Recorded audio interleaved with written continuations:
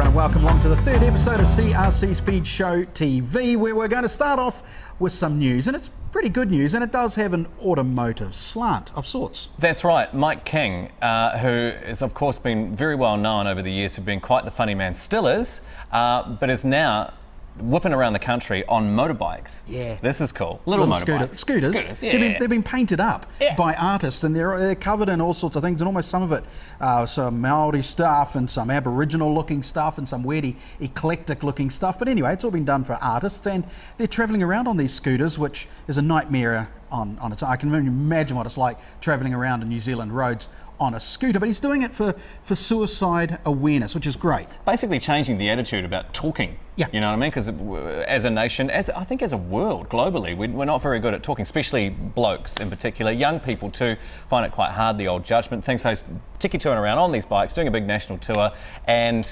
it's all about this. You might have seen this on the back of a few cars, bumpers and things like that. And the big message, as I'm reading it on the back here, I will not judge, I will not shame, I will not anger or inflame, I will not gossip or react. I am hope. I've got your back. Hands up for hope. That's what it's all about. And that's a really good thing. I like it. And a great guy to deliver that message too. You know what I mean? I'll get one of these. Got a wristband too. Yep, I'll wear it.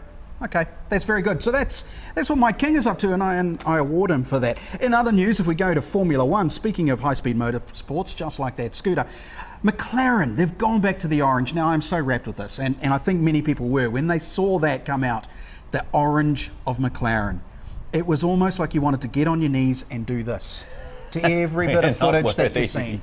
Well done, McLaren, for going back to the orange. It's fantastic. I'm a little concerned about them ditching Honda and going Renault. I'm a little worried about that. And some of the other teams who have gone to the Honda, I'm a little worried about that. In fact, I've got a little worry overall with Formula One this season again, and I really hope they lift the handle. Have you seen the halo? Have you done the halo? Have you seen it? No. The halo is that ugly thing that sits above the cockpit on the new Formula One cars to protect the drivers like this. Okay, it sits above them, and if anything comes in, it's meant to hit it. Right. And stop them from dying. Right. Or getting brain damage. Right. I'm not so sure it's going to work. Right. There's been a lot of debate over it over the last 12 months. It's not a pretty looking thing. In fact, it's quite ugly. Brendan Hartley says it's great for doing his fitness because he can put his hands on it and do lifts as he's hopping in and out of his Formula One Toro Rosso. So that's nice. But aside from that, no, I'm not too happy. But there is some information about the halo floating around online about what it's all about. But basically it's a safety thing, and it's better than having a cockpit, I suppose. You wouldn't want that. They wouldn't even put you in a Formula One anyway. Now, Supercars was on the weekend. Did you catch much of it? A little. Yeah, right. I had a highlight. I did have a very busy weekend. Here we which go. We'll get to a little bit later. Yeah, okay. I had a highlight from the Supercars on the weekend, and it wasn't Shane Van Gisbergen winning both races. It wasn't the stadium trucks. It wasn't the Super Utes. It was Larko. Larkham is back. Larko. He's back with the Supercars. The man is fantastic. The way he explains how motorsport works is off the charts. It is next level stuff. Best thing they ever did at Supercars television was bring Larko back. Nothing quite like the people of the cream of the crop who have actually been there, walked the miles, and the characters of that stuff too. Yeah, exactly right. Now, at the weekend with Adelaide 500, they also had the Super Utes, the first outing. There were 10 of them. Now, here we go. It's hard to throw barbs, and it's not good to throw out brick bats, or occasionally you might give bouquets. But the Super Utes do have a few issues in the fact that they're really slow. They're really slow. Okay, it might take a few rounds before they build up their numbers. There was only 10 of them. And they might do some development on these Utes to make them a little quicker, but generally there was no racing. They were just circulating. There was a couple of boys out front. A really good Kiwi driver was doing well, Tom Alexander, who was mentored by Kenny Smith. Good for him that he's out there getting his name into the racing. For me, it's a shame he has to do it on a Super Ute instead of something else because he's that good. But look, it doesn't matter. The fact is the Super Utes, not that exhilarating, and let's hope it improves. Doesn't even sound sexy. Super Ute. No, it doesn't, does it? No. Utes. Yeah, you're right. The stadium trucks, however. The stadium trucks, check this out. That finish coming your way. The last turn is going to decide the whole deal here. And I'm wondering, Brabham, he needs to cheat it way to the inside. Oh, he pushes Robbie, makes him go to the outside. Gordon gets around him, coming to the finish line. Watch Milburn. Oh, Watch Milburn. Gordon goes wide. Milburn, he moves into P2. What a move. What a start, but Brabs is going to do it. We're doing it a roller. We've broken a wheel off Harlan, but Brabham gets it done. Oh, and Harlan on 3 wheels. He's doing it across the line. Trying to make it to the finish line on 3 wheels.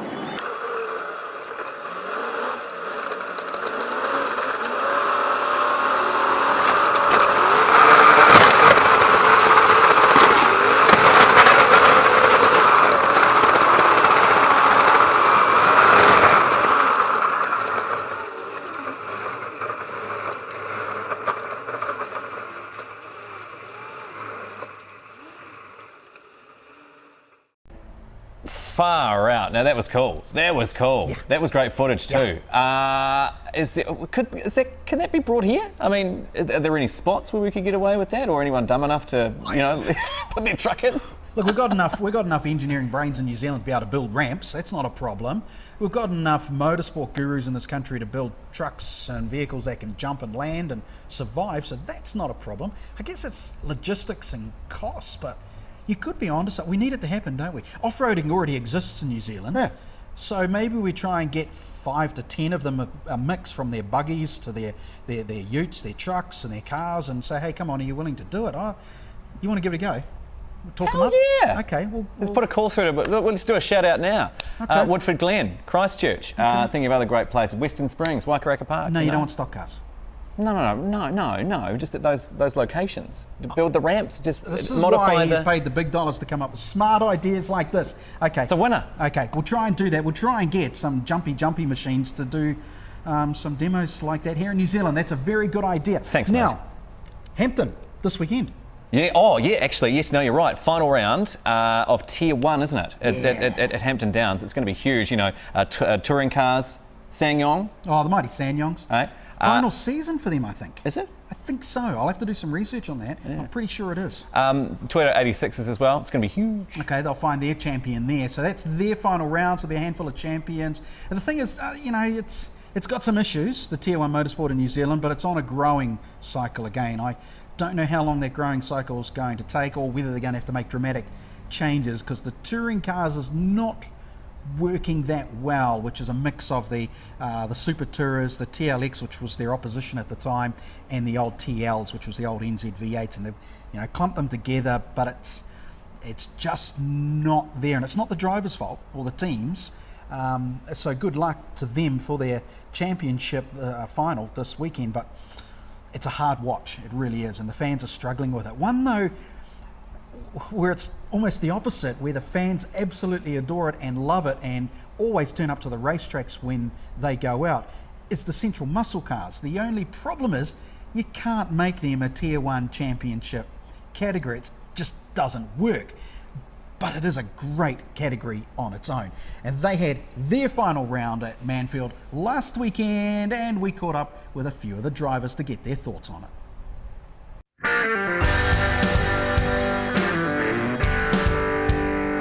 Season so far, it's been a trial. Out of 10, probably about a 6. I've had a lot of breakdowns at different tracks.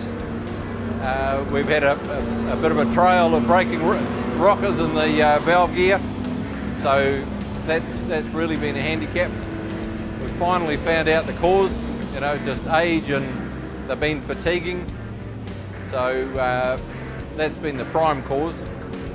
So the next thing is to replace them, but it's going to be 12 weeks before we can get them from the States. So that'll be next season at this stage. My driving's definitely improved with more seat time in the car. We've made a few changes early in the season and experimented with the suspension, and that's definitely helped. But I think my driving and being tuned in with the car has made the biggest difference. So I've done some good lap times and a few good results, but the breakdowns have sort of been the letdown? We're probably at about 9 this season, you know, had a couple of little misadventures and engine failure in the first round, so we've got a new Hendrick Motorsport motor sitting in there now from Bobby Gernhardt in America, so it's gives us a lot more horsepower. It's quite hard to drive, it's all a very top-end engine, but we're going better and we're fine-tuning the car. Everything's adjustable, so we're getting better and better every time we go out, just slowly knocking off those lap times. Got an in-car of 11.5 yesterday around the track, which is as good as what Bargwana got it down to when he drove it last year, so I'm pretty happy with that. So yeah, upwards and onwards I'd say. I think next season we're going to be right on them. We're just trying to get it to hook up out of the corners better. I've got it turning in as good as anybody now, and the brakes we've got really good now as well, so had a few issues with those yesterday. They're getting pretty orange, as a lot of people saw, but we've done a bit more ducting and it seems to be working. When we came here, we went to South Island and I was running 5th at the end of the South Island round, so I wasn't going to come back up north if I wasn't 5th, so I said if I was 5th I'd come back, so I was 5th equal with Bruce Anderson, so I mean to say we had to come back up, so it was a long drive. Kaikoura shut of course, so we're 12 hours to get up here, so it's been a long weekend, but I got a first yesterday, so it's been worth it. The engine's done 2.5 seasons now, so we'll freshen it up this off-season, so and try and get a bit more horsepower obviously. I think we're probably punching above our weight a little bit. We were hoping to be in the top 10, so to be fighting for 3rd I think is pretty good. The hairpin's a bit of a problem. We just don't have turn in there. So, but apart from that, yeah, pretty good. Honestly, I'd probably have to say a 7. South Island was a bit of a botch for me. Broke a couple of valve springs, broke the steering. I don't think there's anything I didn't break actually. We've tinkered with the car a lot, made a lot of changes, and what we've done is we've learned the hard way, so we've gone back to basics. And we've tuned the car up to where it used to be. Yeah, everybody plays with their car and thinks, oh, we can do this and go faster, or that car's doing this, so we changed the spring rate in it, and we just ended up going backwards. What I'm going to do is, when Grant Dalton's in bed at night, I'm going to go to his factory and take the engine out of his car and transplant it into this car, and then you won't see me. Oh, it's been my best season, I think. It just isn't finished yet, one race to go. No, it's gone really well. I mean, this year I had a really good crew with Brendan and Jacko and Spongy and Daniel. So, I mean, you know, honestly, we've had a really good time. And the season you can't just rate by how does it go in terms of the car or your inability as a driver, but just as the people and the atmosphere. And wow, the class is going from strength to strength. I just read in the latest NZV8 that they say it's the best class in the country at the moment, and I know I'm not in any other classes. It'd be a good class that was better, and it's growing, and motorsport's always a good sign. So all in all, bloody brilliant. We've broken a gearbox, and that was not expected. It was a fully serviced gearbox and should have been okay. Constant mesh gears let go, but that's what you get. You put a lot of horsepower in, sometimes it doesn't come out the other end. So again, just a small thing, enough to stop you. The car's come up to pretty close to a 9, and the driver might have got to 7.5, 8. So we have made some significant improvements, and it's a nice car to drive. Always has been. This year just a little bit special in the groove, great under brakes. Love to see those young fellas falling behind when I'm under brakes. Yeah, this is good stuff. Well, pretty much the whole spectrum. We've had 1s and we've had 10s. We had a couple of minuses actually too. Yeah, had a couple too many dings with the boys, which is unfortunate. Don't like getting involved in that kind of stuff, but hey, it's a learning season, getting to know the ropes with these boys, how they run, where they go on the track. So I've pretty much got it sorted now, I hope. So yeah, no, I've had a great season on and off. We did get stood down for one meeting for being 2 hits in one meeting and you're out. So yeah, it's just a thing with the club to try and quell all that contact. So they're doing the best they can. You know, shit still does happen, especially when these old girls are bloody fast. And you know, we're out there trying our best. And but you know, at the end of the day, we come back to the pits, we tell a few lies, have a beer. It's great, loving it. And you know, 800 horsepower, grouse, come in shaking. Anybody have to be happy with a car out of the box. I mean, there's no computer-aided design. It's just sort of an old school this should be here and move that there and weld that up, and it's working pretty good. I'm sure there's a bit more there, but hey, it's pretty close. And you know, I'm waiting next year for John Midgley and Nicky Ross and a few of the other guys to come into the class to keep me and Dino honest. So it's going to be epic. 6. Had a bit of a mixed bag. New car this season. Had a few mechanical issues, but it's sort of ending on a bit of a high for us. We had a win yesterday, which was great. But yeah, I'm really looking forward to next season for sure. Bring it on. The trip south was probably a highlight for the club, myself personally. Great people, and just great people in our own club as well. NZ Central Muscle Cars, just awesome bunch of people. We started in an evil pack and couldn't get traction, spat out the back. No problem though, just had to bring it home in one piece. That's 3 years in a row. So we're all happy with that, and here we go. What did I hear there? 3 years in a row? 3 years in a row, brother. How many times have I actually given that to you though, Steve? Well, hang on, let me count. Gear 1. Yeah, gearbox. I'll put the car on the trailer. No, Steve. Borrow my gearbox. It doesn't fit. No, hang on. I'll take the one out of my car. I'll put my spare into my car. Here, take my gearbox. We'll spend 5 hours putting it together for you. I'll put it back in your car. Good win, Stevie. But hang on, year 2. Year 2. What happened? Oh, year 2. Oh, wheel bearing stuffed. Start and put the car on the trailer. Pledge. Let's help Stevie out here. Colours wheel bearing on, pulling you along. There you go, Stevie. Championship number 2. This year, what happens? Oh, hang on, gearbox at Ruapuna. Stevie, what happened? Oh, my gearbox shit itself. You got a spare gearbox, Brucey? Yeah, of course I have, Stevie. Here you go. Hey, mate, congratulations. 3 years in a row. No, and without the fella, in all honesty, hey, it's what Central Muscle Cars is about, and we do help each other out. We have a bit of banter. It's a love-hate relationship, but you know what? It's more love than hate. It is the best racing in the country. It's been a pretty challenging season. We lost 50 points at the beginning of the season, so it's been a long fight back. The old Melzell panel and paint Falcon just went like a dream. It hasn't let me down in 4 seasons, so I think that's a record that stands. It hasn't had a DNF for 4 seasons, so that's a pretty good one to beat. And it's been a very unusual season. We've only had one race win all season, and I think 1 or 2 round win race we've run the rounds. But we've just been there, second, third, accumulating points, finishing, and that's what it takes to win this class. And this is a great class. You know, if you've got a really good, reliable car and you stay out of trouble in the reverse grids, you've got a chance of winning it. How about that, muscle cars? Can't wait till I'm old enough to be able to drive one of those, or tall enough. You'd know, actually, about that. Is there a height limit? Next. So Hampton Downs mentioned that just a wee while ago. Big stuff happening this weekend. Last weekend, it was the Mike Pero Motor Fest, Legends for Africa. There were super bikes. It was just a great big blimmin' bike fest, you know. And with the legends, Andrew Stroud. Yep. Champion. He is. He doesn't race anymore. Had an issue at Manfield a few years ago. Did some damage, but he's hung up the helmet. Did you have a chat with him?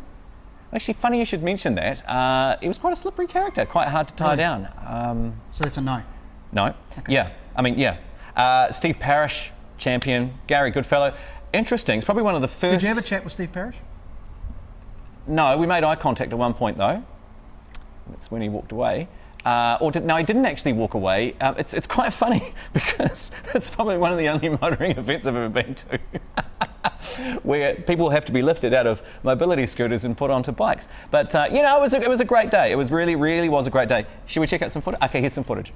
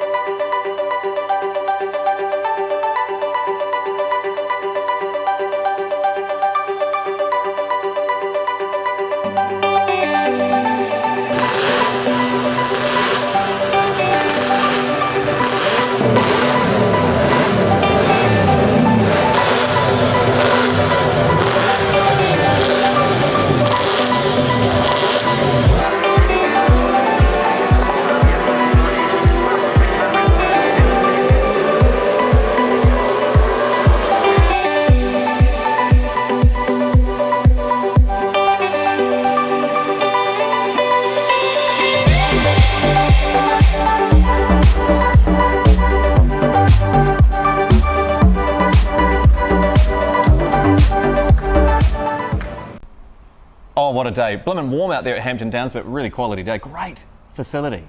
Oh, my goodness. And big shout out to Mike Pero, naming rights sponsor, of course, of the Mike Pero Motorfest last weekend. Big fan of the show. Wondered where you were. Oh, goes without saying. Really, I mean, I have a lot of fans. Speaking of fans, there's plenty of them when it comes to hot rod and custom cars, and its Speed Show this coming July, we will have it again. Yes, it is the Ting Tools Grand National Rod and Custom Show. Entries are now open. We want you to bring your machines to the show to show them off at the show. Was there enough shows in that? One more. One more show for the show. Bring your car to the show. That's what we want. Actually, it is glorious. It is probably the best indoor hot rod show in the country. No, it is the best indoor hot rod show in the country. And there are some fine pieces of machinery on display always. And it is the Ting Tools that brings that to us, which is fantastic because you should see the prizes they win. Seriously. Oh, it's ridiculous. They kit out a warehouse, a factory of Ting Tools for the prize winners. And there is a lot on the line. Now, we did, Dave, Did we did, and you might not have noticed this, but we delved, and I say we as me and some of the producer people, the important people, and we found some motorsports that are completely crazy, and we decided, what could we put Dave here into? So we've collated a top 5 crazy motorsports, and we'll bring them across subsequent episodes of this show. I'm going to start with number 5. Number 5, Dave, I want to see you doing this, is skid plate racing.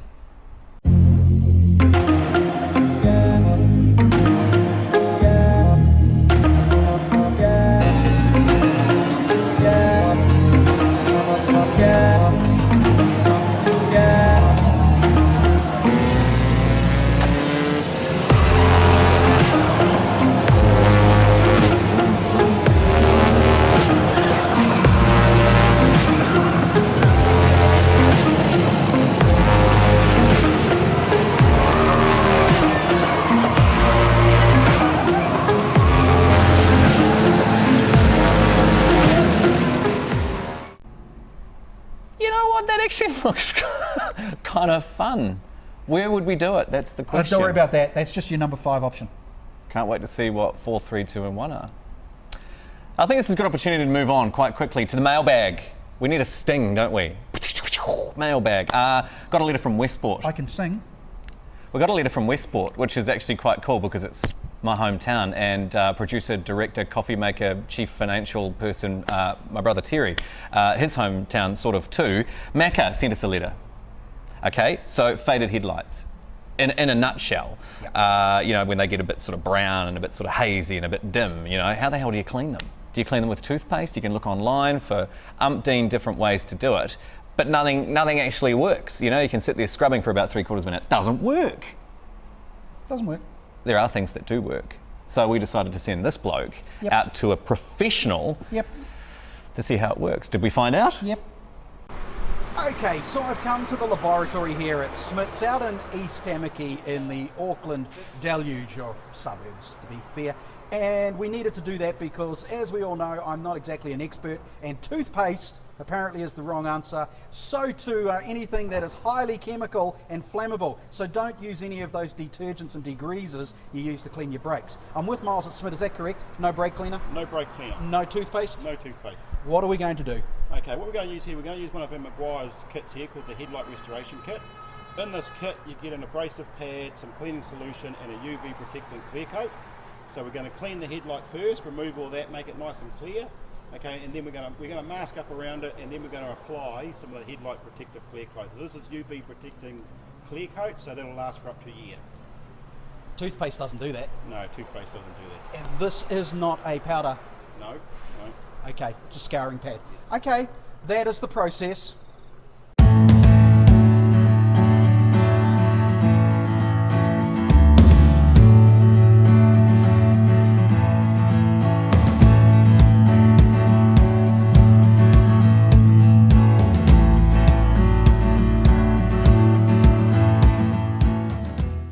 Okay, you've done a lot of work here.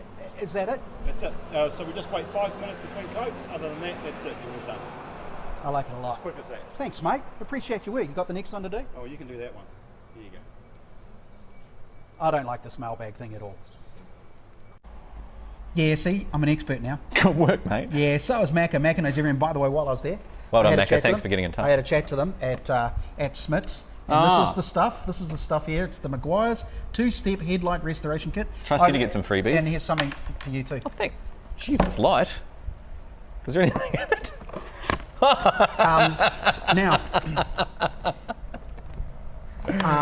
Central Muscle Cars. I want to go back to them because at Manfield there was a driver that had an issue.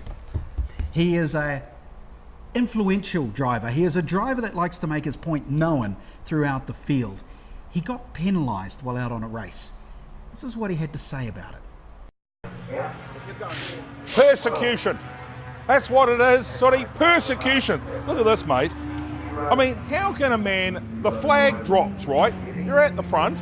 Have you ever been somewhere when the flag drops and you wait? I mean, that's ridiculous. I got hit up the arse by Tristan. Who would know what would happen?